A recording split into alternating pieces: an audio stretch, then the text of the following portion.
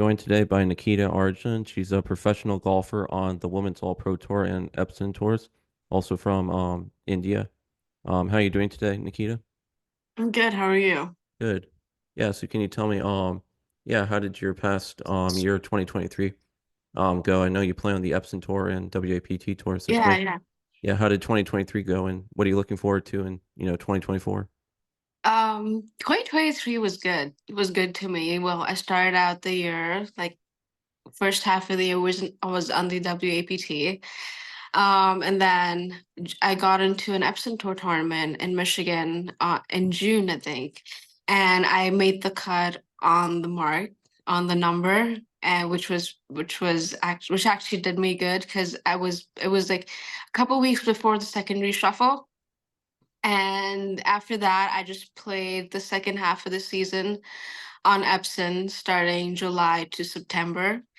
Unfortunately, I did not make cuts, but it was a learning experience for me because I just learned that like I love being in that atmosphere. Like it just validated how much I want to be on the LPGA. Um, but I was hoping at and on a better note, but I mean you can always take away good things from it. Nice. Yeah, so the Epson Tour hosts this home tournament at my course here in Connecticut. Yeah, So yeah, so I'm very that familiar with was the Epson Tour. So that was yeah, a good tell course. I like that course. yeah, What was it called? it's Great Um, River Golf Club. It's yes, yes. yeah, it's a college golf course. It's Sacred Heart Hmm. University's home course. Hmm. That's my home course in Connecticut. But yeah, getting to my next question. So you play on both the WAPT Tour and the Epson Tour. What do you enjoy most about getting to play on the Epson Tour? And do you have any friends or competitors who you're close with on the Epson Tour? Um, well, I guess the most I love the travel on the Mhm, Epson tour because what we travel like New York, mhm. Connecticut, Pennsylvania, all the way to like Oregon and Idaho. So it's like I get to see more of the country. Whereas on the WABT, I love to travel on that as well, but it's mostly like Texas, Louisiana, Yeah. and that part, which is fine too, because I mean, it's not. I get to see it. I get to see many different things, but Mhm. I do have a couple friends who I travel with, and they play both tours as well. We try to, I mean, we obviously live in different states, but we try to get the same host housing or split a room together, which is fun. Nice. So you're in the off season right now.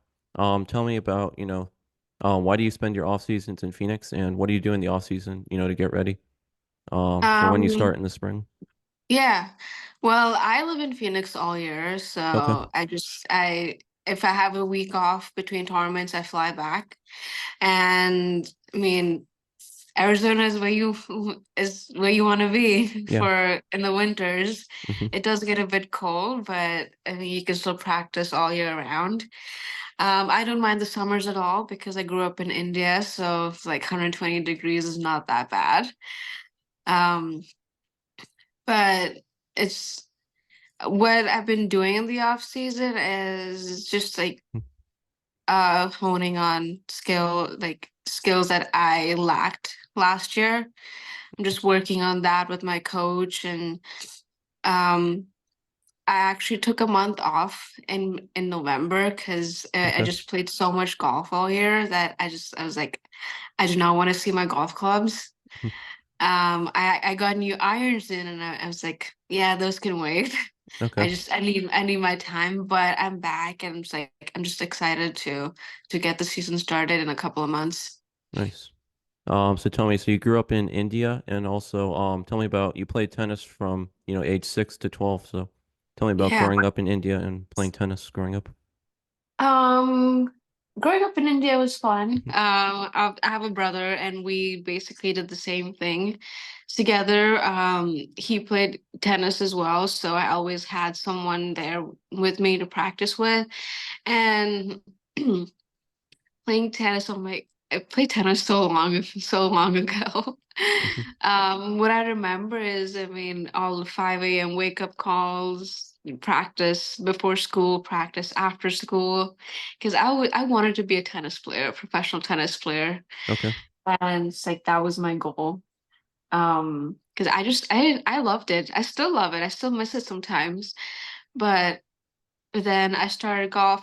There was a point where I wanted to play golf and tennis together Okay. at the same time. I was like, okay, I can be professional in both, but obviously that's not realistic in Mhm. a way. So um at 12 I switched to golf and I don't regret it. Nice. So at age 12, what was the shift like, going from tennis to focusing, Yeah. solely on golf? Um it wasn't hard at all. It Okay. was one day my mom asked me to pick, and you know how you like you play that game like give you a word and you gotta give me a word back and without thinking. So without thinking, golf just came out of my mouth. Okay. And I'm glad I did that. It was obviously hard to tell my tennis coach that, hey, like I'm quitting tennis and focusing solely on golf because they thought I was talented in both sports, and picking which one is the best is and trying and turning someone down is the hardest, but you got to do what you got to do. Nice. So tell me about, growing up and playing junior golf, what was junior golf like for you? And also, what was it like when you came to America to play in your, first junior worlds? Um, so I played junior golf in India. Okay. And at that time, when girls playing junior golf wasn't a big thing like it is now, I was maybe one of the four girls who played every week. And because of that, they had to have a separate category Hmm. for girls. Yeah. My first year playing junior golf in India was actually paired with the boys, so I Okay. had to compete with them. And we had like South Zone tournaments, which is only for like South India, and we would all travel together. And I actually finished third amongst all the boys, and like Mhm. beating some of the best players. And doing that, I'm like, okay, like I can do this. And then a couple years later, more girls started playing and more girls started playing competitive. And that's when we started having our own separate category and then translated into amateur golf. Nice. And then translated to me playing at the Junior Worlds in California at Torrey Pines, Nice. which the experience was just something else. Because I mean, you hear so much about Tiger playing at Torrey Pines and his wins there. And I was like, oh, I want to see this. And it was surreal, just playing the North Course, playing by the ocean. It's just I loved it. I want to go Nice. back. Yeah. So my family has connections to Hilton Head, South Carolina. My grandmother lives Yeah. by there. So my next question is, tell me about how you ended up attending a golf academy in Hilton Head, South Carolina. Yeah, so my brother actually went to high school there, Okay. and I had just graduated high school from India, Hmm. and I decided to take a year off to just play golf and see how I and look at more colleges. And so I was supposed to spend a year at the academy, not a year, a month at the academy, which turned into 2 months, which turned out to six, basically turned into a year. And I just played golf all day while everyone else was at school. Nice. And I played on the International Junior Golf Tour there. Um, and I think I was number one at one point and like finished I think top three on the merit, and that's how I got recruited into college as well. Nice. So it was fun. Uh, so tell me about your college career. I see you attended junior college in Spartanburg, South Carolina, and then you Mhm. transferred to Armstrong State in Yeah. Savannah, Georgia. So tell me about your college career. Um, so I got into Spartanburg because I didn't have the greatest SAT scores, and that was the only school I was suggested I go to junior college. Okay. And Spartanburg showed the most interest in me at that time. Um, so I went to school there. I was the only Indian on campus. So everyone was very interested in getting to know me, getting to Okay. just know who I am. The team, we were actually, I mean, we were really good as a team, as in our dynamics was great. Like we would hang out together, we'd go to each other's houses on holidays sometimes, and tournaments were fun. Playing playing college tournaments, starting my college career there. I won like 3 tournaments in a row my spring season, and that's when other schools started looking at me. And that's how Armstrong started looking at me, Okay. trying to recruit me. And I know I loved Savannah, Georgia, because it was like an hour from Hilton Head.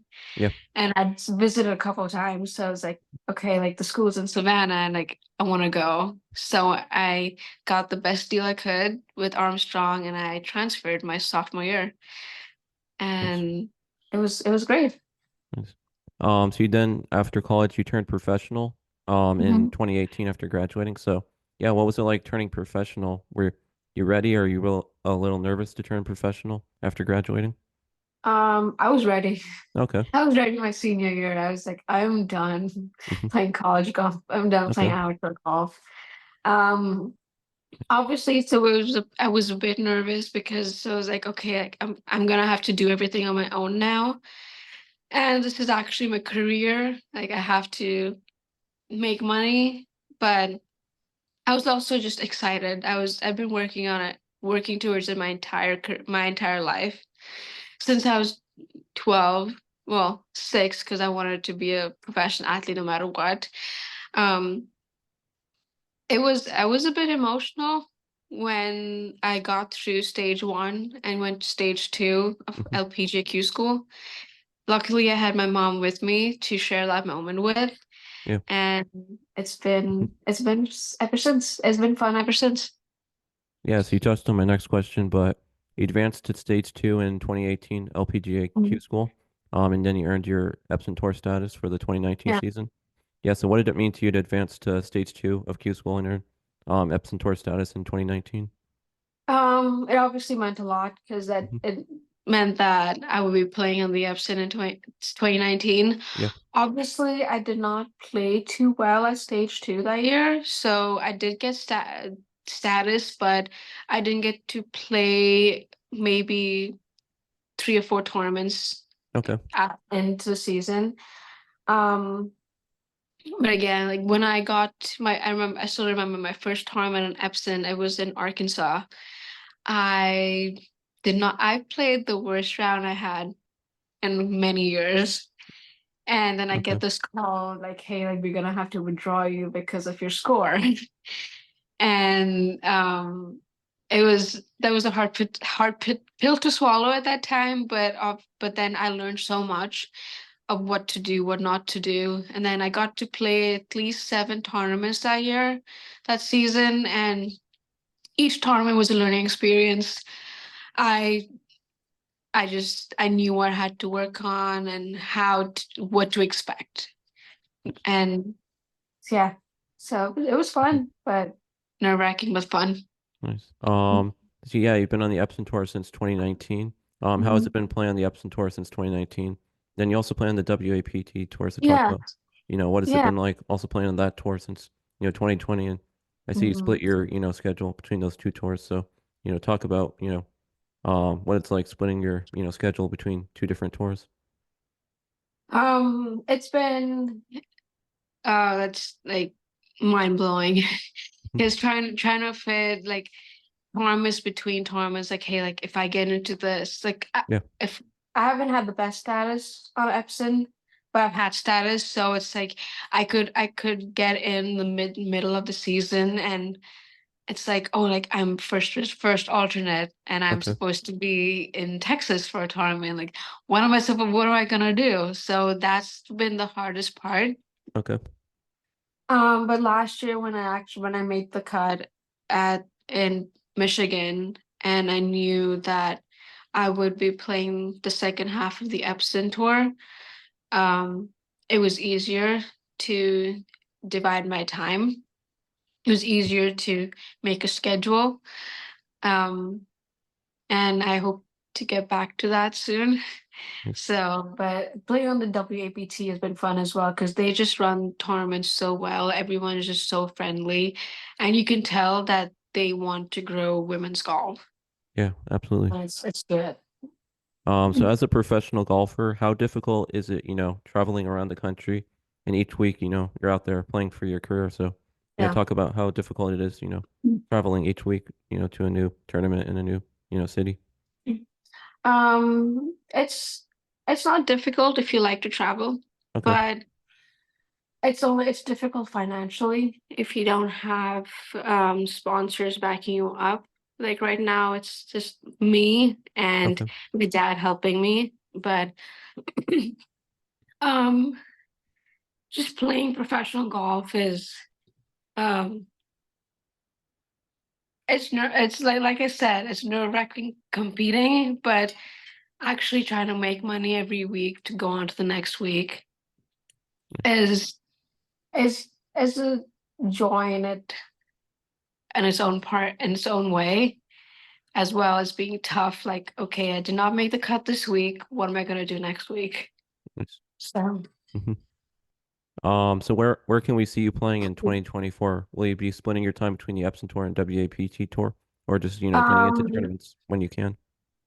unfortunately, I do not have Epson Tour status this year Okay. because they changed the rules of Q School last year, where it used to be like you play the first 3 rounds on stage one and you get status on Epson. Okay. But and last year in Q School, they're like, you get status only if you make it to day four. Okay. And I missed making it to day four by one shot. Oh, okay. And so I'm going to be playing at the WAPT this year. Okay. And my goal is to get get through to stage two. Mm. Because like on WAPT, when you finish top five on the money list by August, the top five players get exempted into stage two of qualifying school. So that is my goal right now. And obviously, if I get to stage two, the goal is to get my LPGA card Nice. at the end of Q school. So yeah, you just touched on it, but yeah, what are some goals you have for this upcoming season? Getting my Epson status back, like Okay. getting to stage two, Mhm. and then working on getting the LPGA card. Nice. If not, then get it that if I don't get the card, I still get full status at Epson. But getting getting back to on the Epson tour is my goal right now.